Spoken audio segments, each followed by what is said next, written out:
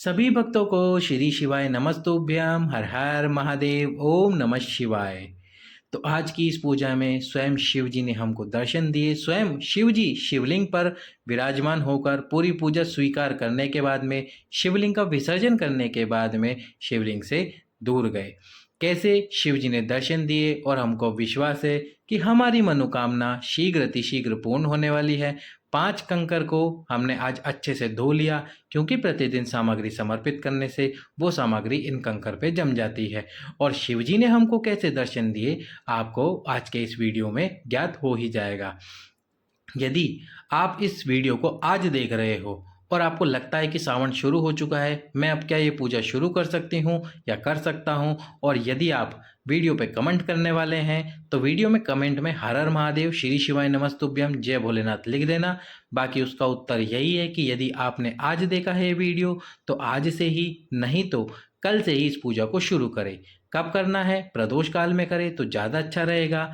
यदि प्रदोष काल में आपको समय नहीं मिलता, प्रदोष काल जब सूर्य अस्त होने वाला हो तो उसके 45 मिनट पहले और 45 मिनट बाद का समय, तो आप सुबह सुबह जब आप शिव जी को जल समर्पित करके आए मंदिर में, उसके बाद में इस पूजा को कर सकते हैं। पूजा करने का तरीका मैंने आपको बता ही रहा हूँ वीडियो में, और ये भी बता दिया है किसी भी वृक्ष के नीचे, यदि आपके घर में कोई वृक्ष है उसके नीचे की मिट्टी को शिवलिंग स्वरूप देकर आप इस पूजा को कर सकते हैं। यदि घर में वृक्ष नहीं है, बेलपत्री का वृक्ष या कोई भी वृक्ष नहीं है, तो आप फिर इस पूजा को अपने घर के किसी भी गमले में, केवल तुलसी के गमले को छोड़कर किसी भी गमले में कर सकते हैं।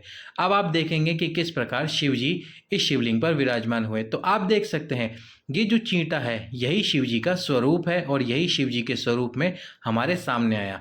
जैसे ही हमने शिवलिंग पे दूध समर्पित करा, उसके जस्ट थोड़ी देर बाद में ही ये चींटा इस शिवलिंग पर आकर बैठ गया और पूरी पूजा के अंदर बैठा रहा। जल समर्पित करने के बाद भी ये शिवलिंग को छोड़कर नहीं गया। सभी वस्तुएं हमने समर्पित कर दी, उसके बाद भी ये शिवलिंग को छोड़कर नहीं गया। जब मैंने शिवलिंग का विसर्जन किया उसके 2 सेकंड पहले ही ये शिवलिंग से उतर कर गया। तो स्वयं शिव जी हमारी इस पूजा को स्वीकार की है, और शिव ने हमको ये बात भी बताई कि मैं ये पूजा स्वीकार कर रहा हूँ। नहीं तो यदि ऐसा नहीं होता तो वो चींटा इस शिवलिंग पे आता ही क्यों और आने के साथ में पूरी पूजा में रहता ही क्यों। जैसे कि आप सभी जानते हैं कंकर में भी शंकर विराजमान है, पृथ्वी के कण कण में शिवजी विराजमान है। उसी प्रकार इस शिवलिंग पर जो चींटे स्वरूप में आए हमारे पास, क्योंकि हम मनुष्य भगवान शंकर के असली स्वरूप देख नहीं सकते क्योंकि उसमें बहुत तेज होता है, तो भगवान ने हमको केवल छोटे से जीव के स्वरूप में दर्शन देकर ये बात बताई है कि यदि तुम पूरे सावन इस पूजा को करते रहते हो तो तुम्हें तुम्हारी पूजा का वरदान जरूर मिलेगा। तुम्हें तुम्हारी पूजा में जो तुम मनोकामना कर रहे हो वह पूर्ण अवश्य ही होगी। तो पूजा आपको कैसे करनी है वो हमने कई बार आपको बताया है।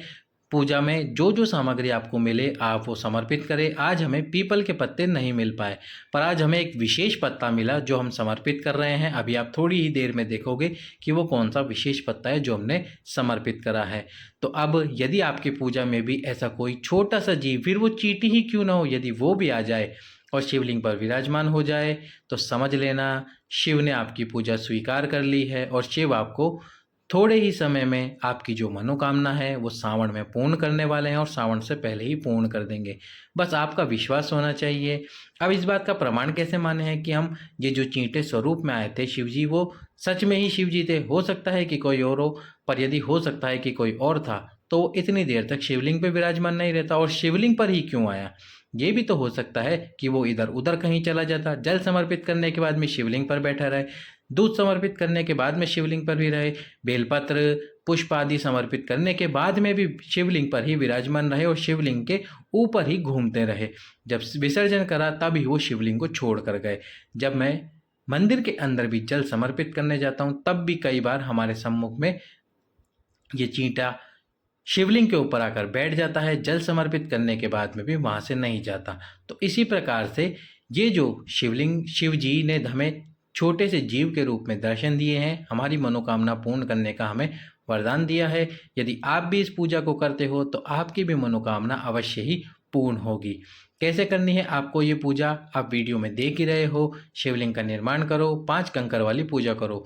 ये आप देख सकते हो, यह है धतूरे का पत्ता जो मैंने आपको स्क्रीन पर दिखाया है। धतूरे का पत्ता और सफ़ेद आंकड़े का पत्ता आपको संतान और वंश वैभव के लिए समर्पित करना चाहिए। आज हमको मिला है विशेष पत्ता और ये है पपीते का पत्ता। हमने आज पपीते का पत्ता भी समर्पित कर दिया शिवलिंग के ऊपर।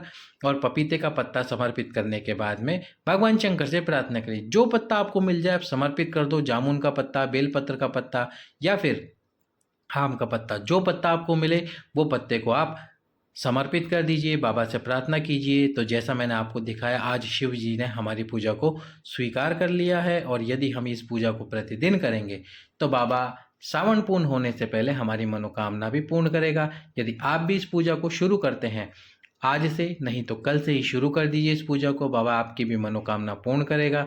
प्रमाण आपके सामने है, इसके बाद भी आपका विश्वास ना हो तो हम इसमें क्या ही कर सकते हैं।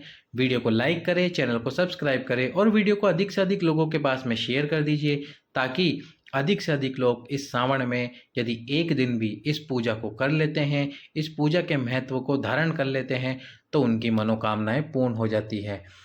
अब एक प्रश्न, क्या केवल और केवल संतान प्राप्ति के लिए ये पूजा की जाती है? तो देखिए, जिनको संतान प्राप्ति नहीं हो रही है वह संतान प्राप्ति के लिए करे, पर यदि कोई ऐसा व्यक्ति है जिसको धन प्राप्त करना है, बहुत समय से वह कर्जे में डूबा हुआ है, कर्जा समाप्त नहीं हो रहा, तो वह भी कर्ज मुक्ति का नाम लेते हुए और धन प्राप्ति का नाम लेते हुए इस पूजा को अवश्य कीजिए। बाबा आपकी इस पूजा को स्वीकार करके आपका सारा कर्ज समाप्त करेंगे और आपको निश्चित रूप से धन प्राप्त कराएंगे। जब पूजा पूर्ण हो जाए, दीपक ठंडा हो जाए, इसके बाद में आपको शिवलिंग पर जल डालकर शिवलिंग का विसर्जन कर देना है और इसके साथ ही वहाँ की मिट्टी को, बेलपत्र के नीचे की मिट्टी को और जो शिवलिंग की मिट्टी है उसको अपने मस्तक पर लगा लेना है। माताएं बहनें अपने उदर पर लगाए। सभी भक्तों को श्री शिवाय नमस्तुभ्यम।